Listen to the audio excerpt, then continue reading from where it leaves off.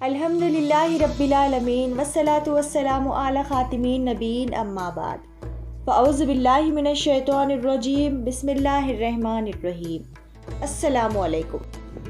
तो चले बढ़ते हैं आज के सवालात की जानिब। तो आज का पहला सवाल है, कुरान मजीद में कुल कितनी सूरतें हैं?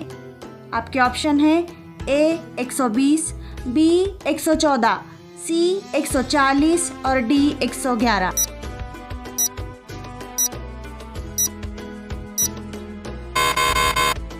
तो इसका सही जवाब है बी 114। कुरान मजीद में कुल 114 सूरतें हैं। आज का दूसरा सवाल है, कुरान मजीद के कौन सी सूरत में नमाज जनाजा का जिक्र आया है?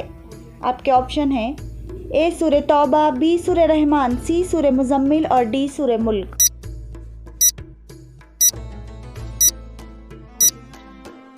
इसका सही जवाब है ए सूरह तौबा।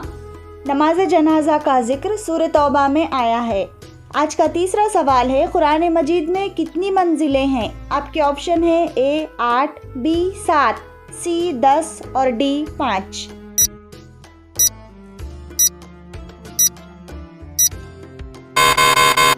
इसका सही जवाब है बी 7। कुरान मजीद में 7 मंजिलें हैं। तो चले बढ़ते हैं आज के चौथे सवाल की जानिब। तो आज का चौथा सवाल है, कुरान मजीद की सबसे बड़ी सूरत का नाम क्या है? आपके ऑप्शन हैं ए सूरह बकरा, बी सूरह अस्फ, सी सूरह तौबा और डी सूरह साद।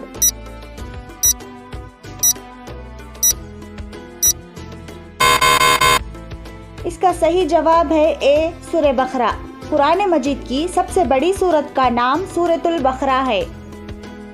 तो आज का पांचवा सवाल है, कुरान मजीद की कौन सी सूरत नाजिल होने पर इब्लीस जोर जोर से रोया था? आपके ऑप्शन हैं ए सूरह फातिहा, बी सूरह इखलास, सी सूरह अस्र और डी सूरह कौसर।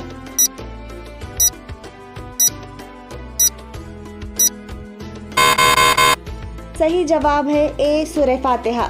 जब सूरह फातिहा नाजिल हुई थी तब इब्लीस जोर जोर से रोया था। इसी तरह के इस्लामिक वीडियो देखने के लिए वीडियो को लाइक करें। मज़ीद वीडियो देखने के लिए मिली वर्ल्ड पीस चैनल को सब्सक्राइब करें। Thanks for watching.